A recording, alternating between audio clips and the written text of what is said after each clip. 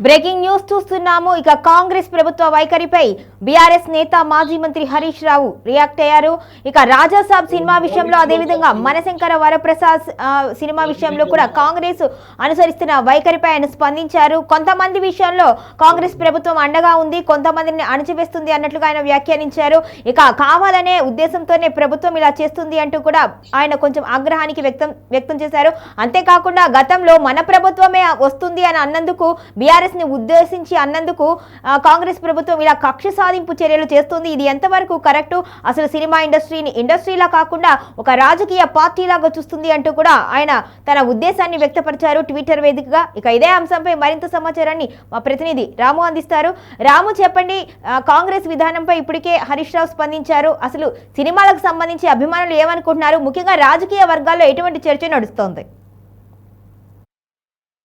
Right. మాజీ మంత్రి, ప్రస్తుత సిద్దిపేట ఎమ్మెల్యే తన్నీరు హరీష్ రావు గారు అయితే సినిమాలకు సంబంధించిన తాజాగా జరుగుతున్న వ్యవహారం పైన ఆయన ట్వీట్ చేశారు. ఆయన ట్వీట్ ను ఒకసారి పరిశీలించినట్టయితే తెలంగాణలో ఇప్పుడు థియేటర్ల కంటే సచివాలయంలోనే ఒక పెద్ద సస్పెన్స్ థ్రిల్లర్ సినిమా నడుస్తుంది అన్నట్లు ఆయన వ్యాఖ్యానించారు. రాష్ట్రంలో అసలు ప్రభుత్వం ఉందా, ఉంటే ఎవరి కంట్రోల్లో ఉంది అనే అనుమానం ప్రతి ఒక్కరికి కలుగుతోంది అంటూ ఆయన ట్విట్టర్ వేదికగా స్పందించారు.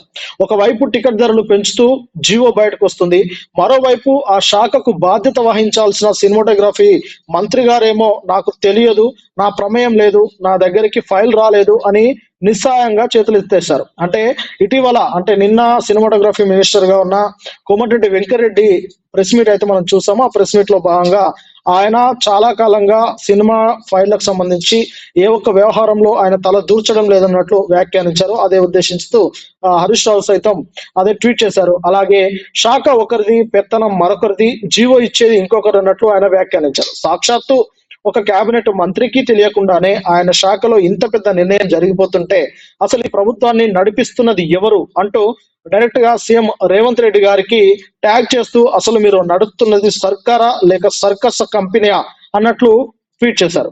టికెట్ల పెంపు విషయంలో హైకోర్టు మొట్టికాయలు వేసిన ఈ ప్రభుత్వ తీరు మారకపోవడం శోచనీయం. ఒకవైపు అసెంబ్లీ సాక్షిగా సొంత డబ్బా, మరొక వైపు క్షేత్రస్థాయిలో అడ్డగోలు నిర్ణయాలు, చెప్పేది ఒకటి చేసేది మరొకటి, పేపర్లో కలరింగ్ ఇచ్చేది ఇంకోటి అంటూ ఆయన వ్యాఖ్యానించారు. ముఖ్యమంత్రి రేవంత్ రెడ్డి అసెంబ్లీ వేదికగా ఏమని ప్రగల్భాలు పలికారు? నేను ఈ సీట్లో ఉన్నంత కాలం సినిమా టికెట్ రేట్ల పెంపు ఉండదు, బెనిఫిట్ షోలు ఉండవు, ఎవరికి స్పెషల్ ప్రివిలేజెస్ ఇవ్వం అని మైక్ పట్టుకొని ఊదరగొట్టారు. కానీ ఇప్పుడు జరుగుతుంది ఏంటి? ముఖం చూసి బొట్టు పెడుతున్నట్టు ఆయన ట్వీట్ చేశారు. మరి ఇప్పుడు రాత్రికి రాత్రే జీవోలు ఎట్లా వచ్చినాయి? ఇప్పటికే 3 సినిమాలకు అడ్డగోలుగా రేట్లు పెంచుతూ జీవోలు ఇచ్చారు. ఇవాళ రేపో మరో సినిమాకు కూడా జీవో ఇవ్వడానికి సిద్ధమయ్యారు. అసెంబ్లీలో అబద్ధాలు ఆడడం మీకు వెన్నతో పెట్టిన విద్య అని మాకు తెలుసు అంటూ హరీష్ రావు గారు ట్వీట్ చేశారు. కానీ సినిమా టికెట్ల విషయంలో కూడా ఇంత నిస్సిగ్గుగా సభను, ప్రజలను తప్పుదోవ పట్టిస్తారా ఒక సినిమాటోగ్రఫీ మంత్రి అంటూ కోమటిరెడ్డి వెంకరెడ్డి గారికి ఆయన ట్యాగ్ చేశారు. పరిస్థితి చూస్తే జాలేస్తుంది. ఒక పక్క హోంశాఖ జీవో ఇస్తుంది, సినిమా మంత్రి ఏమో నాకు సంబంధం లేదు, నా దగ్గరికి ఎవరు రాలేదు అంటారు.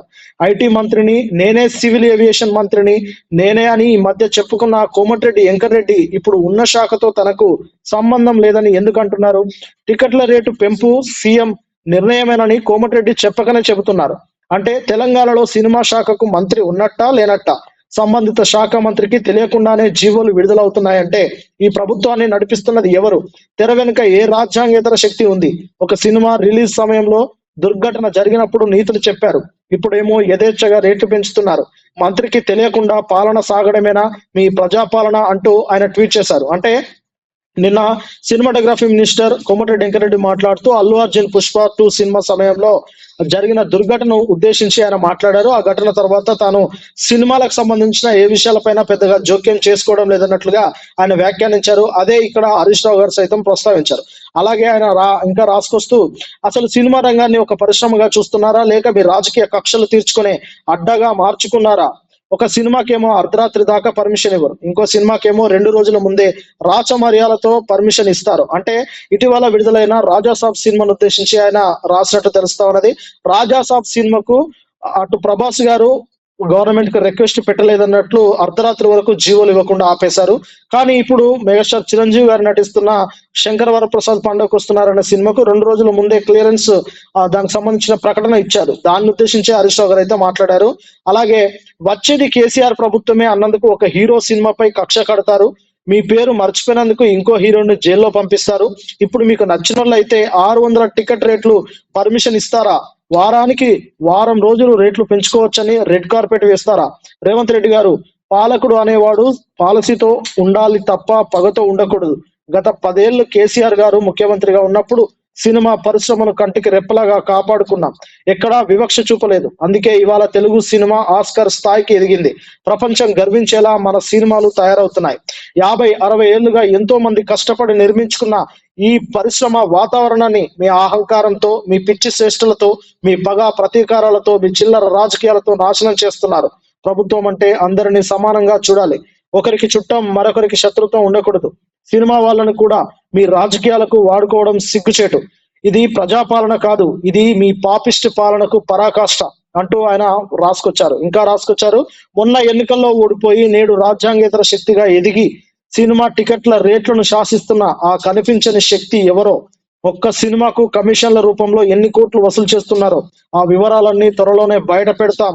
ఆ శాఖ మంత్రికి తెలియకుండా జరుగుతున్న ఈ సినిమా రేట్ల కమిషన్ల దందాపై గవర్నర్ గారి దృష్టికి సారించాలని, దీనిపై సమగ్ర విచారణ జరిపించాలని బీఆర్ఎస్ పార్టీ తరఫున తాము డిమాండ్ చేస్తున్నామన్నట్లయితే ఒక సుదీర్ఘమైన ట్వీట్ అయితే ఆయన రాసుకొచ్చారు. ఇది చాలా క్లియర్ గా రేవంత్ రెడ్డి గారి ప్రభుత్వాన్ని, బీఆర్ఎస్ పార్టీ తరఫున ఆయన ప్రభుత్వాన్ని అయితే ఖండిస్తున్నట్లు చాలా క్లియర్ గా అర్థమవుతా ఉన్నది. రేవంత్ రెడ్డి గారి ఆధ్వర్యంలోనే ఇదంతా జరుగుతుంది అన్నట్లు ఈ ప్రస్తుత సిద్దిపేట ఎమ్మెల్యే హరీష్ రావు గారు అయితే పలు ఆరోపణలు చేస్తా ఉన్నారు. అయితే దీని వెనకాల నడిపిస్తున్న ఆ వ్యక్తులు ఎవరు, ఆ శక్తులు ఎవరు అనేది కూడా వారు త్వరలోనే బయట పెడతామని చెప్పారు. మొత్తం మీద ఈ సంక్రాంతి పండుగ సందర్భంగా విడుదలవుతున్న సినిమాలకు టికెట్ రేట్ల విషయంలో జరుగుతున్న ఈ వివాదం కావచ్చు, లేదంటే ఈ వ్యవహారం మొత్తం అయితే ఇప్పుడు తెలంగాణ రాష్ట్ర వ్యాప్తంగా హాట్ టాపిక్ గా మారింది. ఒక హీరోకి పెంచుతూ ఇంకో హీరోకి పెంచకపోవడం పట్ల నిన్నటి వరకు కాస్త వివక్ష చూపిస్తున్నది తెలంగాణ గవర్నమెంట్ అన్నట్టు వ్యాఖ్యానించారు. కానీ ఇప్పుడు ఏకంగా అన్ని సినిమాలకు పెంచే అవకాశం అయితే కనిపిస్తా ఉన్నది. మరి సినిమా అనేది ఎంటర్టైన్మెంట్ వ్యవస్థ, ప్రేక్షకులపై భారం పడొద్దు గతంలో రేవంత్ రెడ్డి గారు చెప్పారు. అంతేకాకుండా సినిమాను పెంచిన దాంట్లో మొత్తం 20% కార్మికులకే ఇస్తానంటేనే పెంచుతా అన్నట్లు ఆయన వ్యాఖ్యానించారు. మరి అవన్నీ నిజంగానే లోపల జరుగుతున్నాయా, లేదంటే ఆయన కేవలం మాటలు మాట్లాడి ఇప్పుడు సినిమా పరిశ్రమకి ఏదో మేలు చేస్తున్నట్లు ఆయన వ్యవహరిస్తున్నారా అనే దానిపైన ఇప్పుడు బీఆర్ఎస్ పార్టీ శ్రేణులు అయితే మండిపడుతున్నారు. చూడాలి మరి ఈ వ్యవహారం అటు గవర్నర్ దృష్టికి తీసుకెళ్తారని హరీష్ రావు గారు అయితే చెప్తా ఉన్నారు.